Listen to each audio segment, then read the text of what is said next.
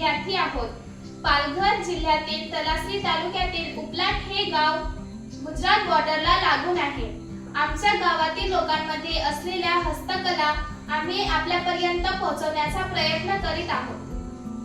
आमच्या गावातील लोकांकडे बांबूपासून वस्तू निर्मितीची हस्तकला साधारण 75% लोकांकडे अवगत आहे.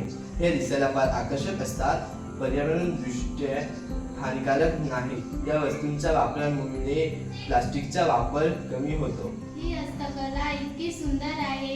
या वस्तू टिकाऊ, आकर्षक, आरोग्याच्या दृष्टीने योग्य आहे. आपल्या देशाच्या विकासासाठी हस्तकला तयार वस्तूंचा बाजारपेठ उपलब्ध करून देण्याचा आमचा प्रयत्न आहे.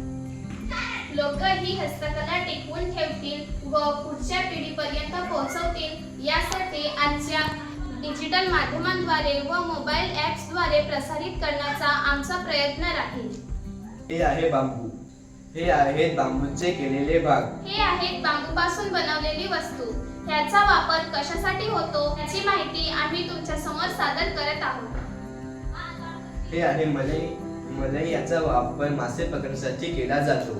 हे आहे करण. याचा वापर कुक्कुट पालन करण्यासाठी केला जातो. हे आहे टोपल्याचे प्रकार.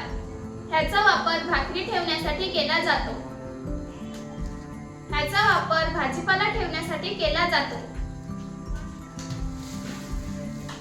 हे आहे झाडू. हा खजुरीच्या झाडापासून बनलेला आहे आणि हे नारिळीच्या पानापासून बनलेला आहे. हे आहे सूप. याचा वापर तांदूळ आणि भातातले दगडाचे कण साफ करण्यासाठी वापर केला जातो. धन्यवाद.